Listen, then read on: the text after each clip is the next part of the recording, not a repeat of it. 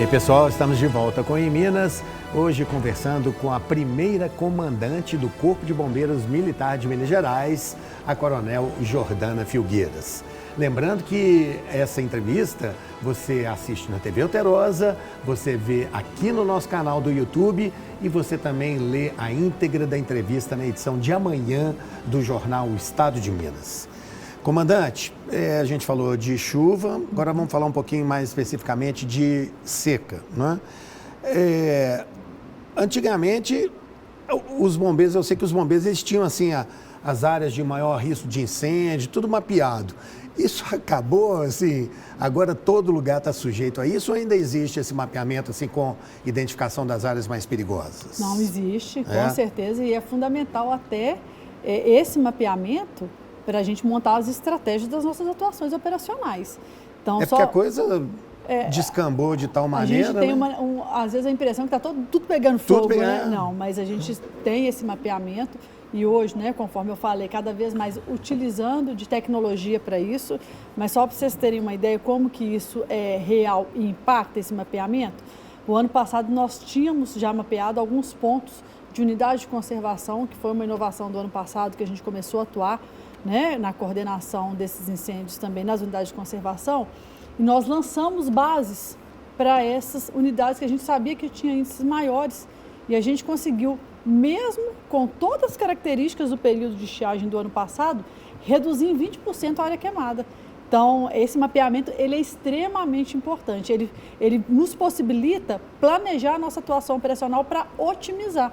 20% no estado ou nas áreas de conservação? Nas unidades de conservação. E no estado, como é que está essa situação? No estado foi um ano desafiador, né, conforme a gente falou, mas não, mesmo assim nós conseguimos dar essa resposta. Então, para os índices que nós tivemos no ano passado, o combate que foi feito de forma geral, de combate a incêndio, ele ficou abaixo da nossa média histórica, mesmo com todos os índices piores dos últimos anos. A gente raspou no assunto, mas eu queria pedir à senhora que explicasse com um pouquinho mais de detalhes como é que a tecnologia ajuda o bombeiro nesse trabalho. Tá. Então, hoje nós temos a questão de utilização de satélites para monitoramento dos focos de calor. Isso possibilita a gente lançar a equipe mais rápido, porque nesse período de incêndio de vegetação, questão de minutos, aquilo propaga e quanto mais rápida é a nossa atuação, mais eficiente ela se torna. Então, vocês têm os satélites em monitores na central? Monitores, nós temos uma sala de monitoramento que a gente funciona, então a gente fica monitorando, né, todos esses trabalhos através de sites que já existem e que dão acesso a esse monitoramento por satélite. Outra questão, que são os softwares de gerenciamento, né, operacionais que a gente coloca. Então, a gente consegue saber o posicionamento das nossas equipes em campo e já fazer o cruzamento com novos focos de incêndio para fazer a viabilização mais rápido das nossas equipes. Utilização de drones, uma ferramenta extremamente importante hoje no nosso dia a dia, porque ela é muito mais rápida, é muito mais fácil do que eu empregar, às vezes, uma viatura que vai estar no combate. Sem dúvida, e eu consigo fazer o monitoramento com drone. Então, de fato, essa tecnologia, eu costumo falar, tecnologia não substitui o meu bombeiro militar que está lá na ponta da linha, não. Ele não vai apagar o incêndio sozinho, mas ela ajuda a otimizar demais o nosso serviço. Sem dúvida, sem dúvida.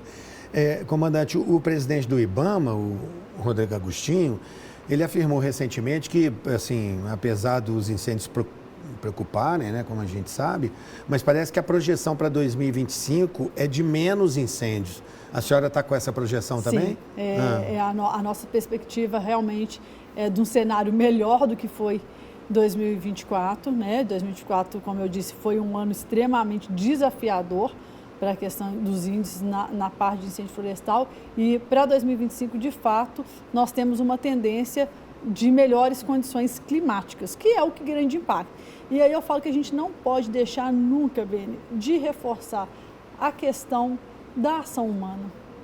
A maioria dos nossos incêndios são causados pela atuação humana. O que é? Um cigarro ou uma fogueira ali? E tudo isso. Churrasco. Nós temos a questão dos incendiários, que é difícil de acreditar, esse é o criminoso. Esse é o criminoso, então, que precisa ser cada vez mais denunciado para que a gente possa fazer frente.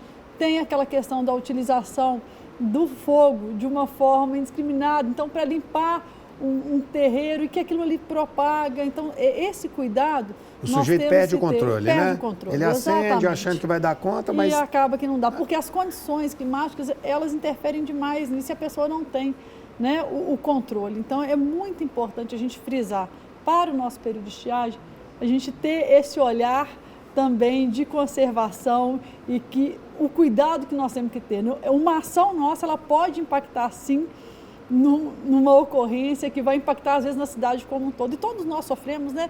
A fumaça, ela vem, ela ataca a questão respiratória da população. Então, acho que, de fato, é um ponto a gente sempre está trabalhando a questão da consciência das pessoas em não arriscar.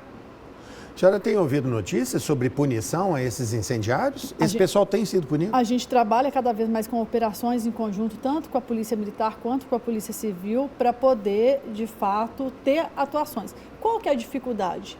É pegar o momento. Identificar o cara. Identificar o momento. Então, por isso que a parceria da população denunciando é extremamente importante.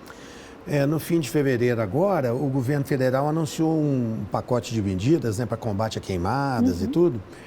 E, ao que me parece, serão contratados mais de 4.600 ou 4.600 brigadistas. Esses brigadistas vão chegar a Minas também? Minas está dentro desse programa? Não, acho que são 231 brigadas florestais, né? Os programas do governo federal, eles centralizam, às vezes, muito mais na região norte do país, a área da Amazônia, do Pantanal, né? Então, ali tem uma força-tarefa realmente do IBAMA muito forte, mas em Minas nós temos a contratação de brigadistas também pela Força-Tarefa Prévio Incêndio, que é uma que funciona para o nosso estado, para as unidades de conservação. Então, é um trabalho que é feito e que vem sendo cada vez mais aprimorado. A coordenação da prevenção e do combate é do Corpo de Bombeiros, mas em conjunto com o IEF, né, que é o nosso Instituto Estadual de Florestas, com a Secretaria de Meio Ambiente, nós também temos essa contratação por parte do estado para os períodos mais críticos, para que a gente possa fazer frente aos incêndios nas unidades de conservação. Então, isso é uma realidade também do estado e a gente está sempre também em contato dos programas do governo federal, que é possível de ser utilizado aqui no estado de Minas também, até pela diversidade da nossa vegetação, a gente também tenta entrar nesses programas. Comandante, desejar toda sorte aí nesse período que vem agora, desafiante, né? Muito. E parabenizá-la mais uma vez pela conquista desse cargo tão importante, né? Um exemplo. A senhora hoje é um exemplo, né, para toda a nossa sociedade, né? De liderança e de como tocar uma instituição tão importante como os bombeiros, viu? Parabéns. Beni, muito obrigada, eu agradeço a todos pela muito obrigado pela sua presença, viu? Obrigada. A você que nos prestigiou com a sua audiência, mais uma vez, muito obrigado, viu? A gente conta sempre com vocês aqui. E vamos nos encontrar de novo semana que vem. Um abraço. Tchau.